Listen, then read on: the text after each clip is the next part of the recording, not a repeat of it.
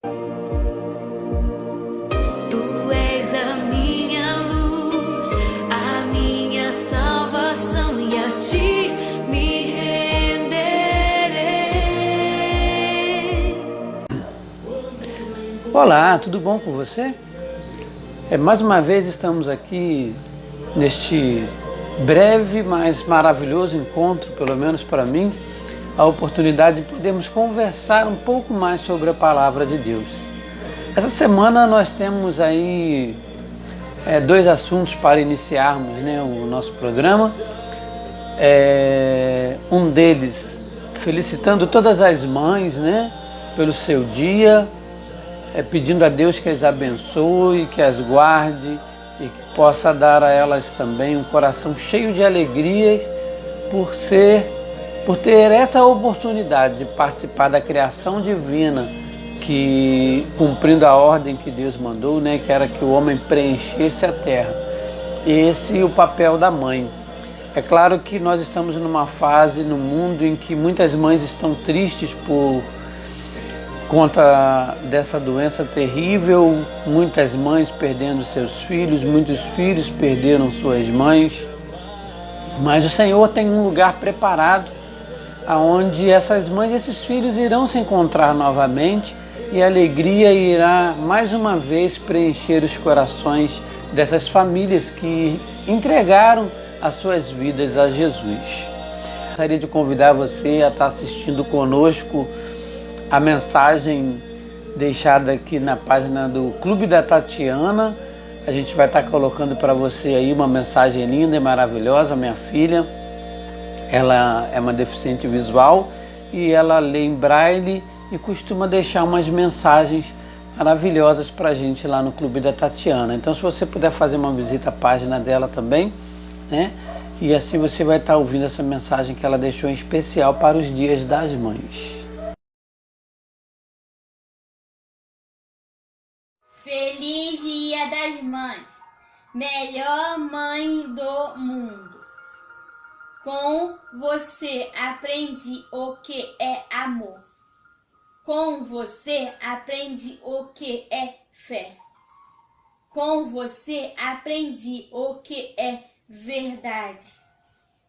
Com você eu me sinto protegida.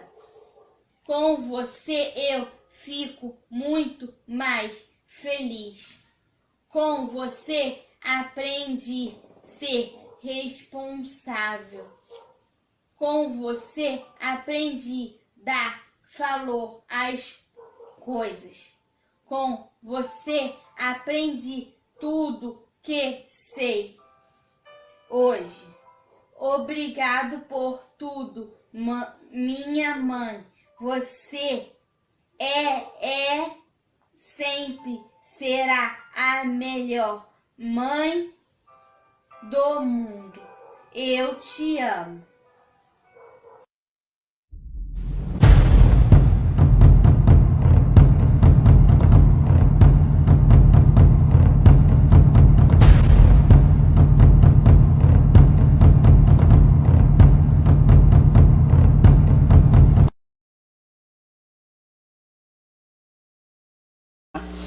Agora um outro assunto que nos traz assim tristeza, né? Ao percebermos que tantas vidas foram ceifadas, né? Eu tenho certeza que com relação ao último estudo que fizemos, muitos questionamentos ainda estão girando em torno das nossas mentes e a gente ainda para pensar, né? Nesta última semana, o Brasil ultrapassou a triste marca de 400 mil mortos pelo Covid-19. Não houve uma seleção. Pare para pensar um pouco, né? Quais foram as pessoas, né, que tiveram suas vidas ceifadas? Não foi uma seleção religiosa, não foi uma questão política, não foi uma questão social, não foi questão de preferência sexual, não foi faixa etária, ou até mesmo intelecto, né? Inteligentes ou não inteligentes, ou menos inteligentes, menos intelectuais, mas não tivemos motivo qualquer para termos essas mortes, essas vidas ceifadas, né? Não houve assim uma marca que dissesse: essa pessoa está perdendo a sua vida por essa situação, mas a doença simplesmente ceifou a vida dessas pessoas. Então 400 mil mortes, mais de 400 mil mortes o Brasil atingiu durante essa semana. Por isso é muito importante nós estarmos focados no que nós lemos lá em 2 Timóteo, no último estudo nós lemos, capítulo 2, verso 15 e 16. Vamos ver o que Timóteo tem para nós, né, nesse capítulo 2, verso 15 e 16, que diz assim, ó: procura apresentar-te a Deus aprovado, como obreiro que não tem de que se envergonhar, que maneja bem a palavra da verdade. Mas evita falatórios inúteis, porque produzirão maior impiedade. Quando nós observamos esses versos de 2 Timóteo, e na verdade do verso 14 até o verso 26, né? Esse livro, Paulo fala aqui a Timóteo, né, sobre as características do obreiro aprovado diante de Deus, né, e dos reprovados. Então é uma situação que diz muito respeito a nós no momento que nós estamos vivendo. Por quê? Nós corremos o risco de perder a nossa vida repentinamente. Isso já acontece naturalmente, né? Nós podemos sair de casa e não voltar, podemos sofrer um acidente na rua, podemos ter um infarto fulminante e perdermos a nossa vida.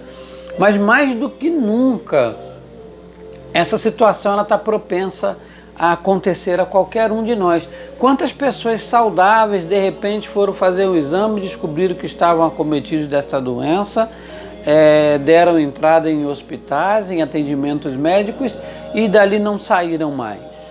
E como elas se encontravam diante de Deus? Aprovados ou reprovados?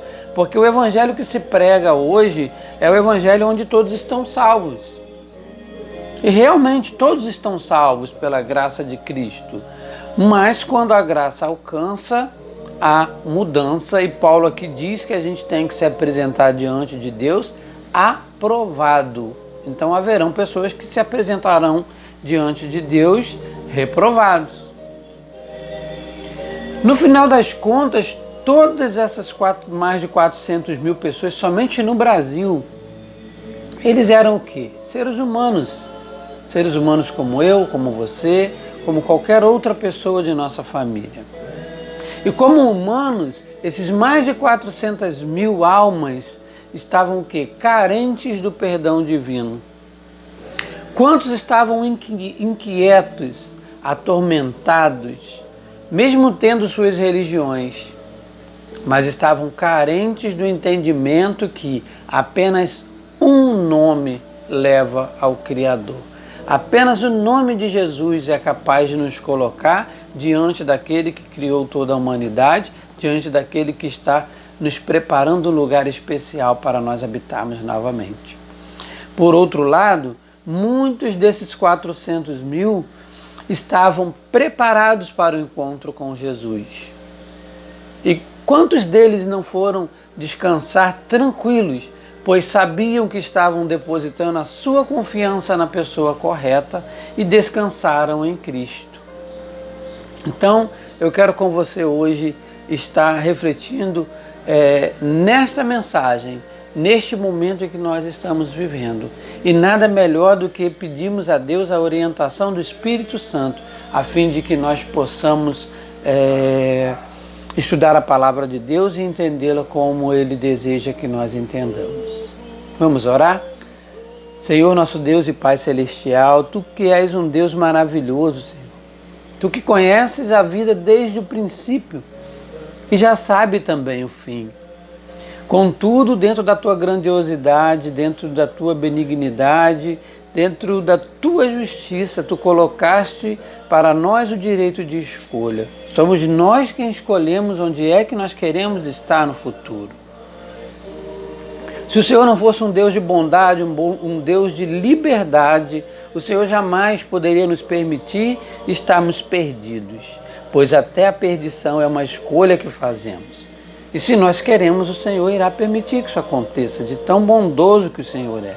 O Senhor respeita a decisão do ser humano.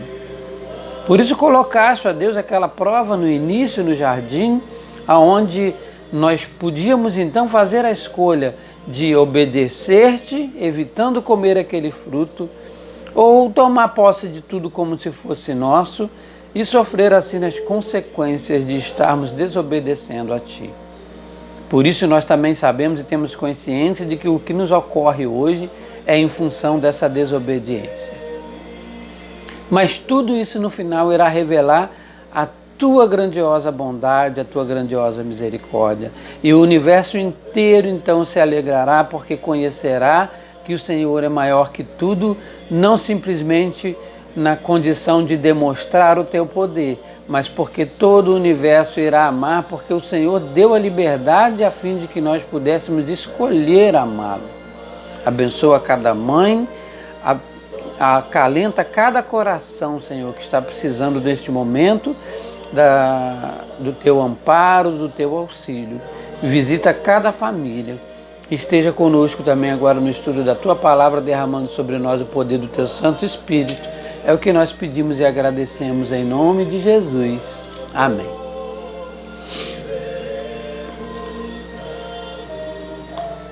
Jesus fez uma promessa maravilhosa no livro de Mateus, capítulo 11, verso 28 e verso 30, e que eu não vejo essa promessa em outros locais. Não consegui me deparar com alguém que te prometesse algo parecido com o que Jesus promete aqui em Mateus capítulo 11, versos 28 a 30. Vejam bem o que Jesus fala.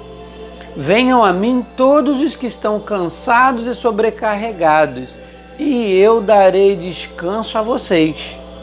Tomem sobre vocês o meu jugo e aprendam de mim, pois eu sou manso e humilde de coração, e vocês encontrarão descanso para suas almas, pois o meu jugo é suave e o meu fardo é leve.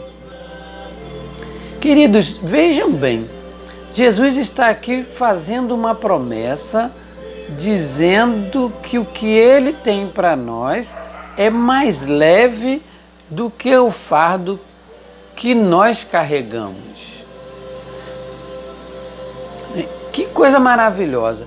Me diga, onde é que a gente pode encontrar uma promessa dessa? Porque no mundo em que nós vivemos hoje, o que se prega é o seguinte: você pode, você é capaz, pelos seus méritos você alcançará a vitória, né?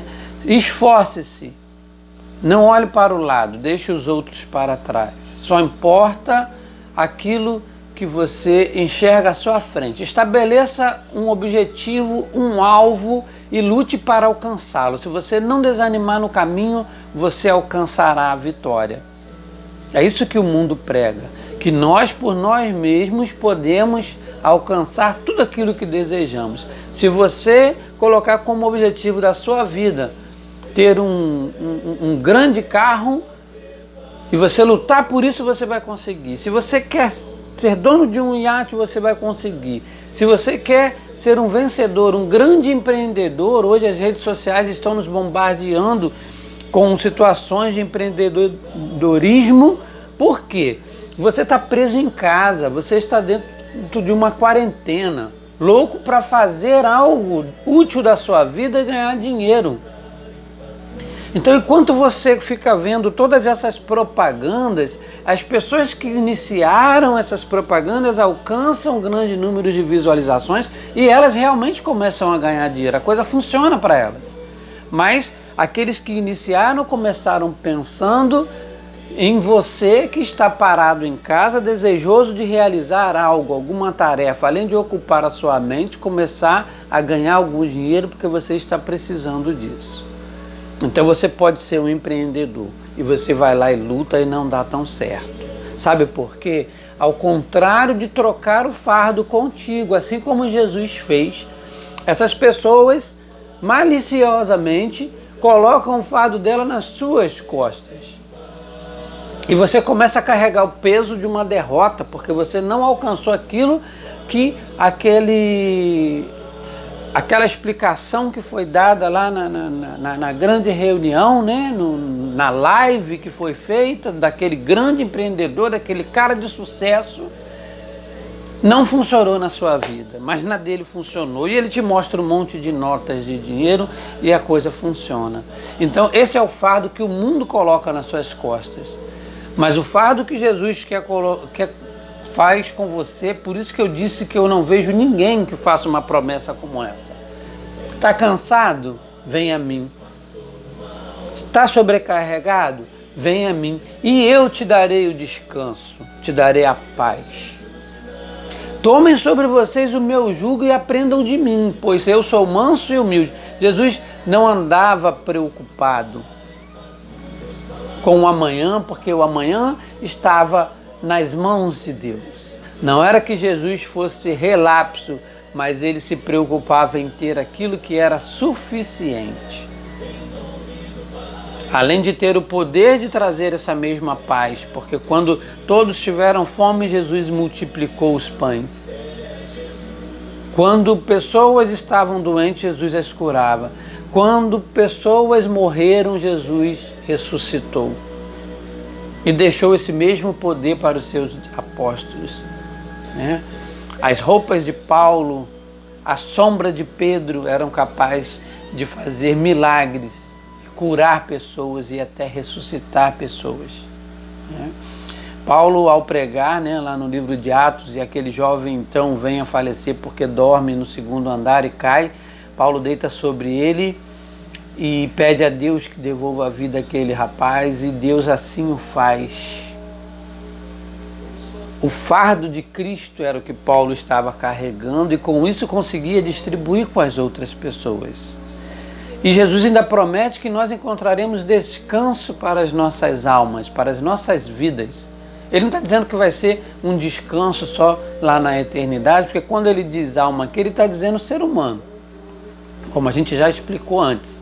Então cada alma, um ser humano. E Jesus diz que essas almas encontrarão descanso nele, porque o jugo dele é suave e o fardo dele é leve. Confiança em Deus. Né? Mas vamos adiante. Que promessas Deus fez a esse respeito?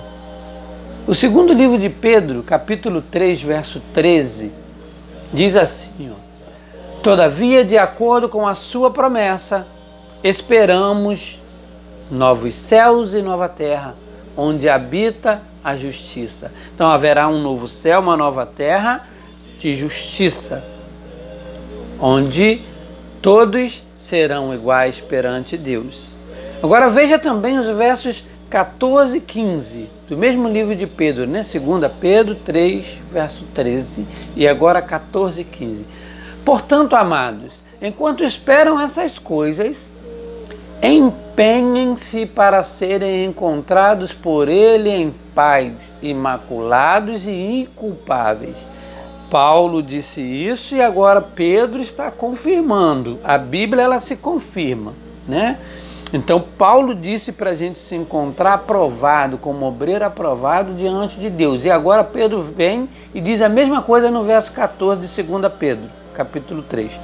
Portanto, amados, enquanto esperam essas coisas, as coisas que estão por vir, empenhem-se para serem encontrados por Ele em paz, sem marcas do pecado e sem culpa alguma. Tenham em mente que a paciência de nosso Senhor significa salvação. Acabei de dizer isso, né? Não vou nem me prolongar mais, mas tenham em mente que a paciência do nosso Senhor significa salvação.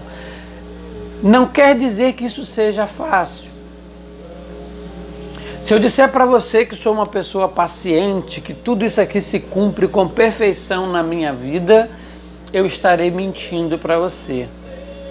Esse vídeo que nós estamos fazendo essa semana já era para ter saído desde a semana passada, mas a minha impaciência e muitos momentos a minha intolerância me tiraram do espírito, não permitiram que eu tivesse um contato maior com Deus, a fim de que esse vídeo ficasse pronto.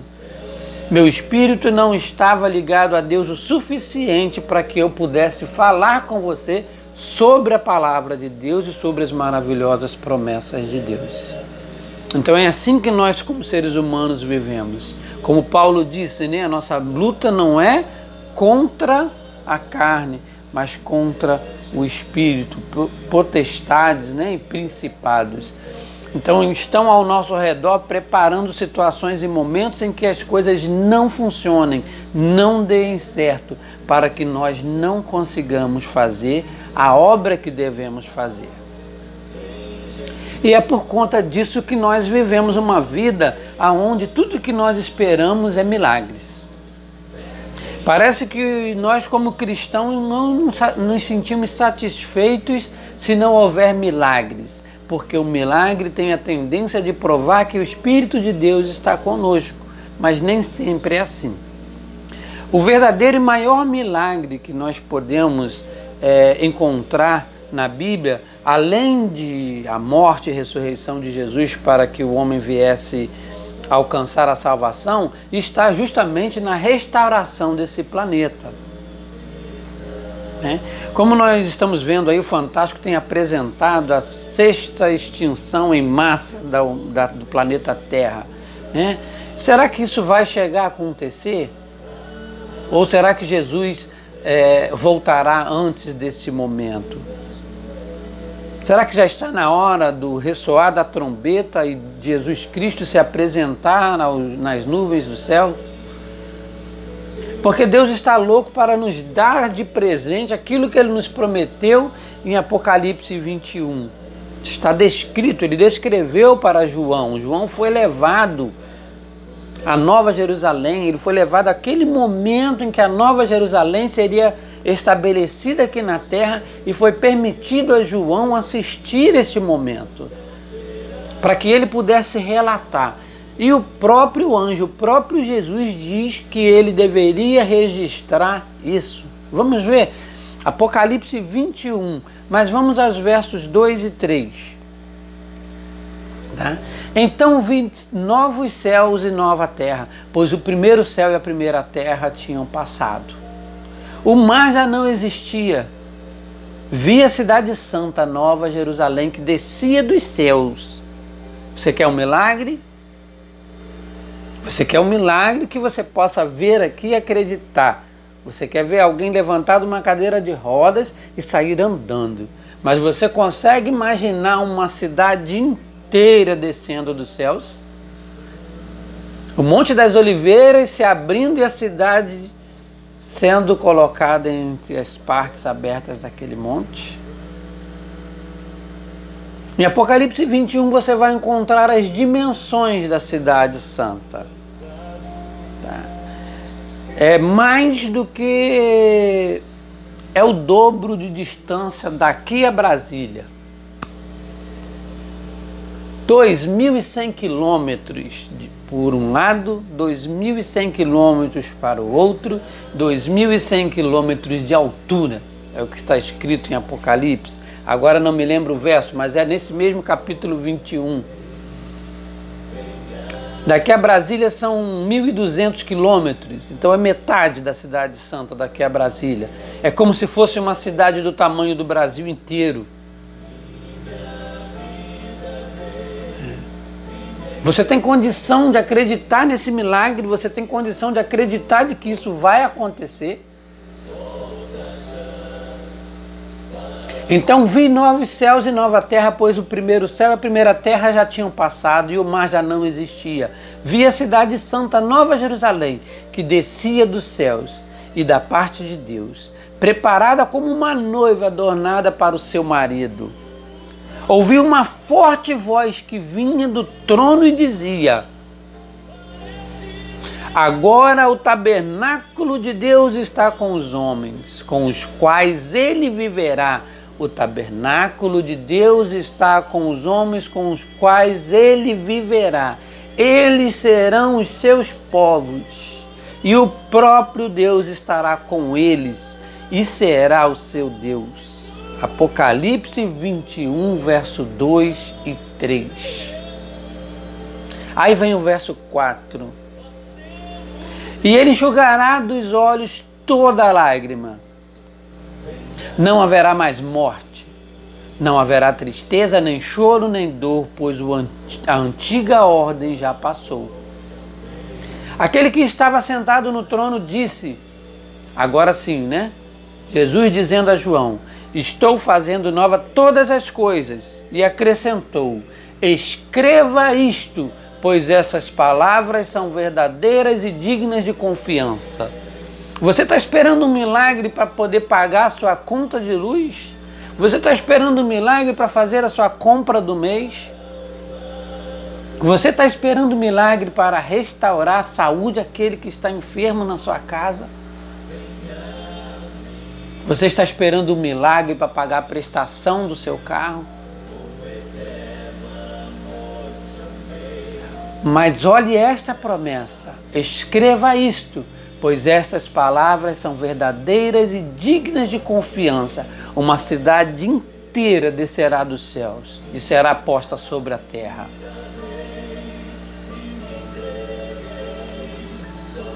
Tudo aquilo que nós desejamos para Deus ainda é pequeno. Mas talvez Deus não possa atender o nosso pedido, porque Deus sabe o que é melhor para nós. Quando Paulo pediu a Deus que o libertasse daquela provação, do espinho na carne, daquele momento difícil, Deus falou, Paulo, a minha graça te basta. Muitas vezes nós queremos milagres em nossa vida que nos levariam à destruição. Às vezes nós precisamos um pouco de sofrimento para que permaneçamos ligados ao Salvador. Por isso nem tudo pode ser resolvido. E é por isso que nós precisamos ter fé e confiar. E no verso 6, ele continua dizendo, está feito. Aí diz quem é que está falando. Eu sou o alfa e o ômega, o princípio e o fim. A quem tiver sede darei de beber gratuitamente da fonte da água da vida. O vencedor herdará tudo isso que eu estou dizendo. E eu serei o seu Deus, e ele será o meu filho. Que promessa maravilhosa. Você acha que os problemas vão acompanhar quando estivermos na presença de Jesus? Mas esse verso 7, ele tem uma palavra, ele tem aqui uma descrição que mexe comigo. Porque muitas vezes eu fico, Senhor, me ajuda a ser esse vencedor. Porque o verso 7 diz que apenas o vencedor herdará tudo isso. E pior, o verso 8, ele diz o contrário. E muitas vezes nós pensamos que podemos agradar a Deus de qualquer maneira. Mas olha o que o verso 8 nos descreve. Uma batalha terrível contra os pecados que estão já marcados na nossa carne. Porque somos seres humanos, somos fracos, somos falhos. Mas olha o que o verso 8 nos diz. O verso 7 diz que ao vencedor, né, será dada toda aquela promessa. Mas o verso 8 ele condena aqueles que não conseguirem vencer. E o verso 8 diz o seguinte: mas os covardes, os incrédulos, os depravados, os assassinos, os que cometem imoralidade sexual, os que praticam feitiçaria, os idólatras, todos os mentirosos. Olha bem, hein? adjetivos anteriores são colocados isoladamente, tá? Então nós não podemos julgar todas as pessoas que serão. Mas quando se fala aqui idolatria e todos os mentirosos, porque o pai da mentira é Satanás, o lugar deles será no lago de fogo que arde com enxofre. Esta é a segunda morte.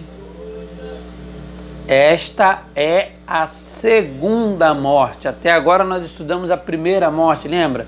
Eu falei que nós não devemos nos preocupar com a primeira morte, mas com a condição que nós chegamos a essa primeira morte.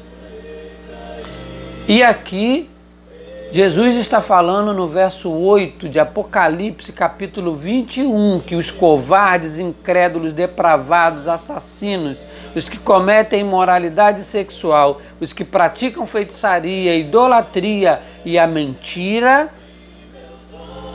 têm um lugar reservado no lago de fogo que arde com enxofre. E esta é a segunda morte. A segunda morte não há salvação. Nós vamos estudá-lo mais à frente.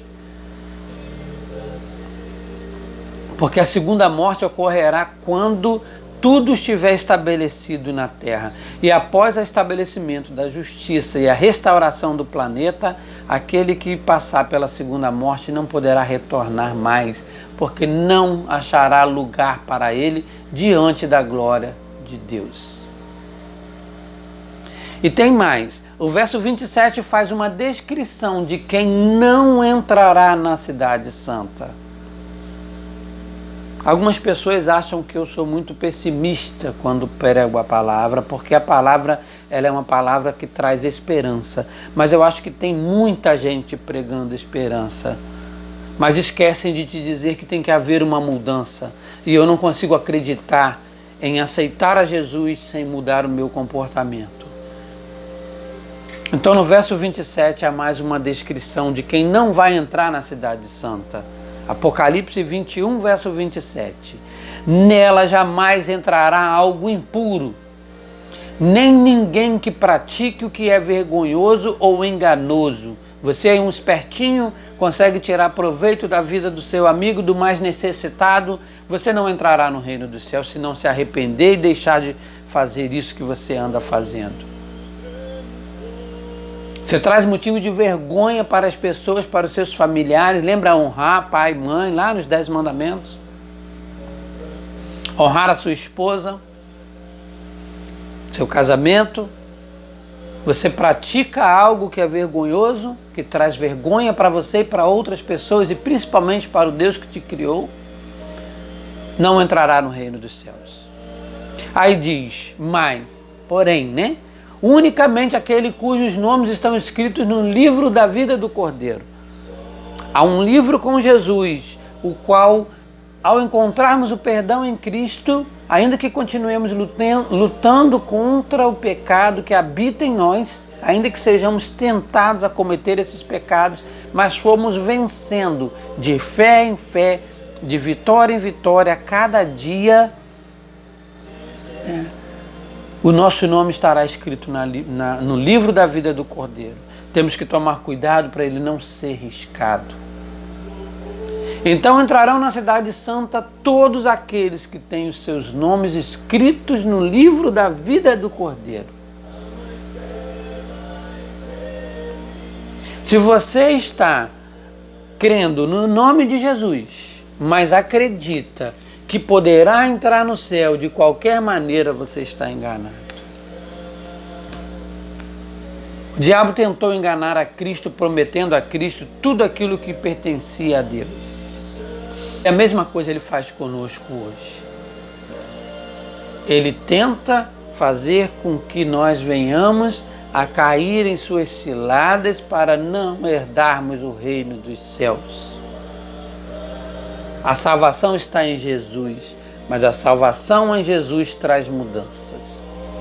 Vamos um pouco ao Antigo Testamento, no livro de Isaías, capítulo 66, versos 22 e 23. Assim como os novos céus E a nova terra que vou criar serão duradouros diante de mim, declara o Senhor. Quer dizer, que Isaías está dizendo aqui, não é ele, é Deus que está dizendo para Isaías.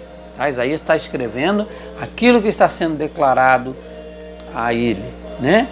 Então, assim como os novos céus e a nova terra que vou criar serão duradouros diante de mim, declara o Senhor. Assim serão duradouros os descendentes de vocês e o seu nome. De uma lua nova a outra lua nova, de um sábado a outro sábado, toda a humanidade virá e se inclinará diante de mim, diz o Senhor. Parece arbitrário, né?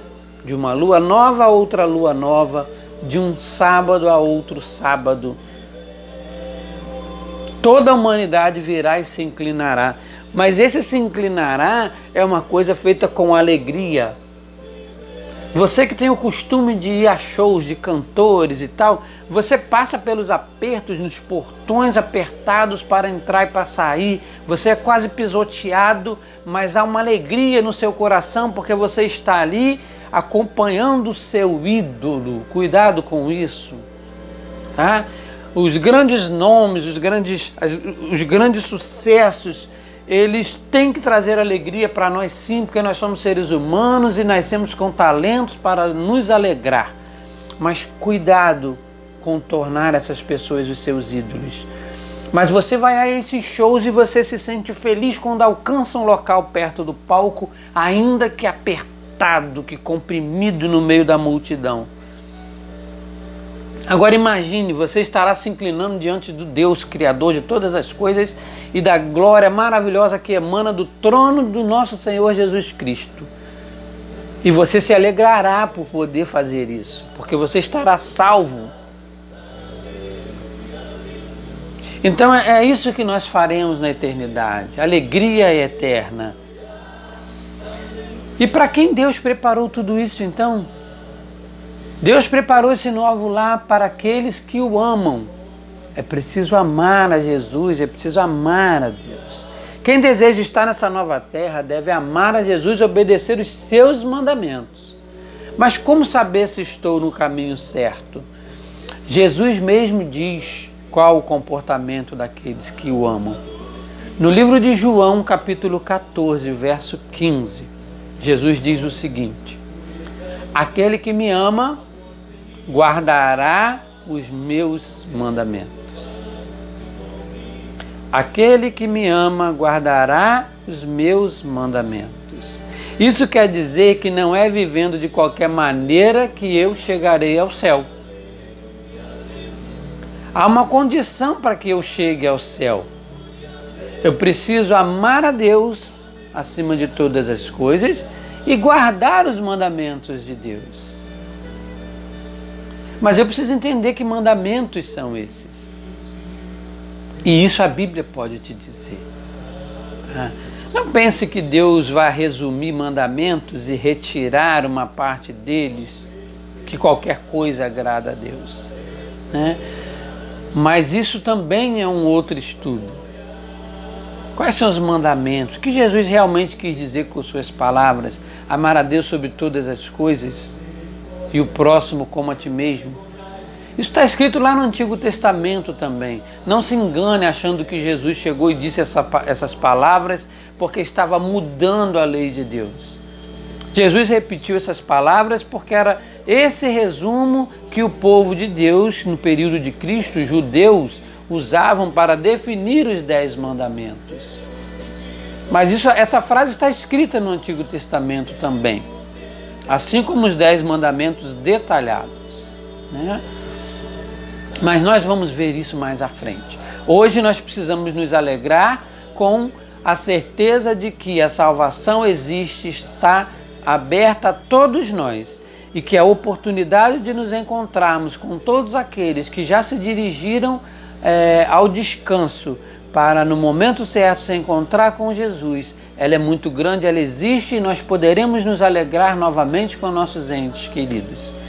Que Deus te abençoe, que Deus abençoe imensamente você que é mãe e que as suas orações sejam ouvidas. Você que está orando pelo seu filho, que se encontra envolvido com más companhias, que está tendo seus problemas, continue depositando a sua fé em Cristo e que nós possamos orar sempre para que mãe e filho e também seus pais estejam juntos no céu, formando a família que Deus planejou e vivendo a alegria que Ele quer que nós vivamos. Que Deus possa nos abençoar hoje e sempre. Senhor, nosso Deus e nosso Pai Celestial, é com alegria que mais uma vez nos colocamos na Tua presença em oração, agradecidos por este momento maravilhoso que o Senhor nos concedeu. Que a nossa vida possa ser, ó Pai, vivida de maneira a nos encontrarmos aprovados no momento do encontro com Cristo.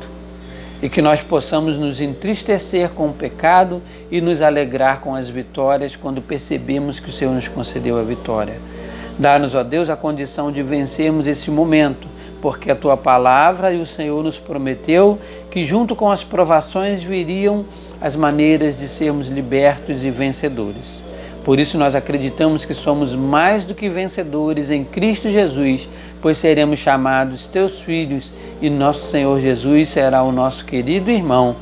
E nós viveremos todos juntos adorando a Ti e vivendo a vida que o Senhor planejou conforme fizeste desde a criação deste mundo.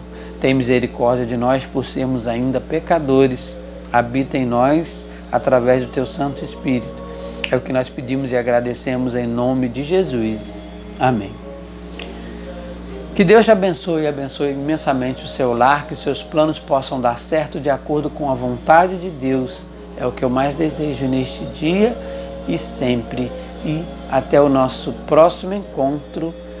Amém e amém.